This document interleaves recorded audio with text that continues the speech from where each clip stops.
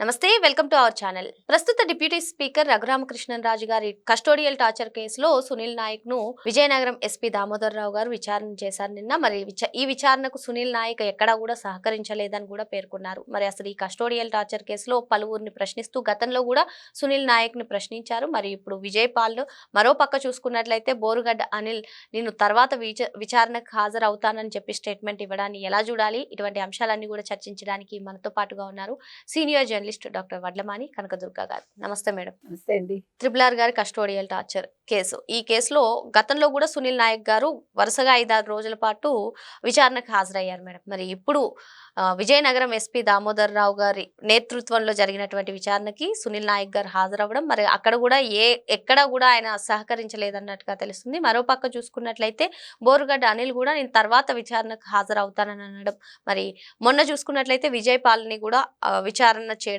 ఏంటంటారు? ఈ కేసులో ఒక కీలక పరిణామం జరగబోతుందంటారా? ఎలా చూడాలంటారు?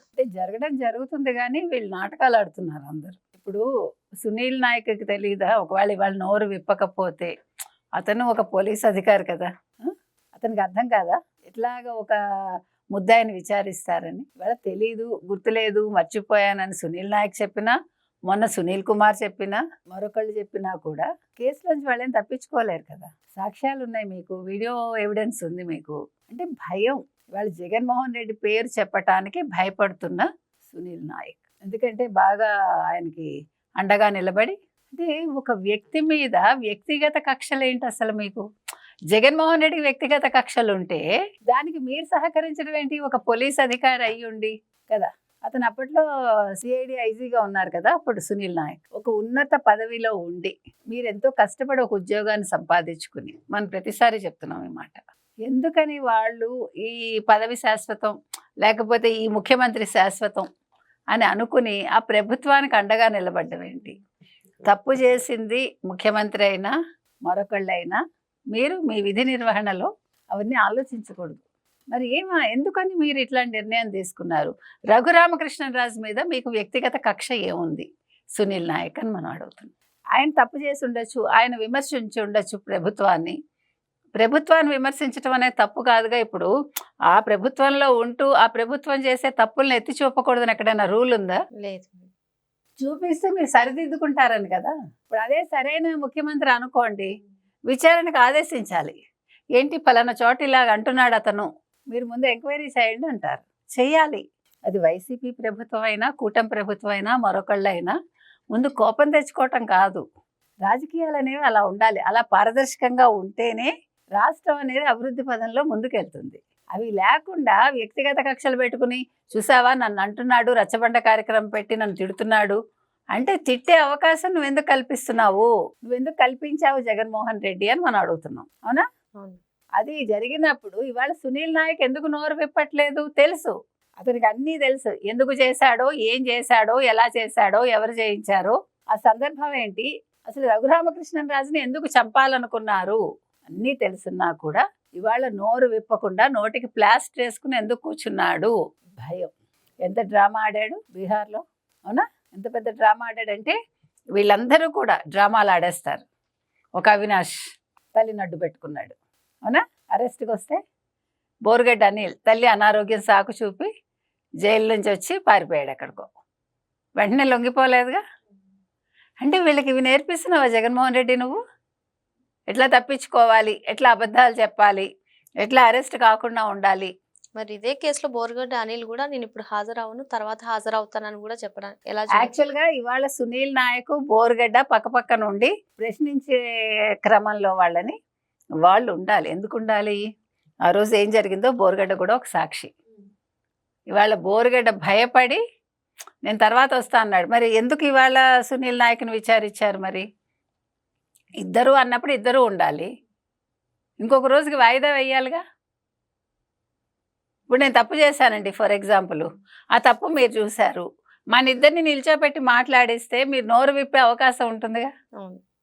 మిమ్మల్ని విడిగా విచారించి ఏం ప్రయోజనం? మరి మళ్ళా ఇద్దరిని విచారిస్తారా? ఇప్పుడు ఎంత సమయం వృధా అవుతుంది, ఎంత డబ్బు వేస్ట్, పోలీసులకి ఎంత పని దినాలు వేస్ట్ అవుతాయి ఒకసారి ఆలోచించండి మీరు. అంటే పోలీసులున్న తెల్లారు లేచి వైసీపీ వాళ్ళు చేసిన తప్పొప్పుల మీద విచారణ జరపడానికైనా గబగబా కేసులు ముగించాలని సుప్రీంకోర్టు చెప్తుంది.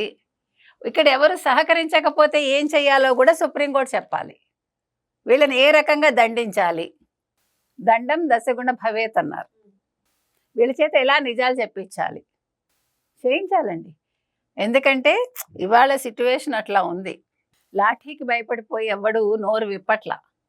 కాబట్టి 4 తగిలి చాలా సీనియర్ ఆఫీసర్ అయితే ఏంటి, ఒక ముద్దాయి అయినప్పుడు దీని మీద కొత్తగా విధి విధానాలు ఖరారు చేయాలి.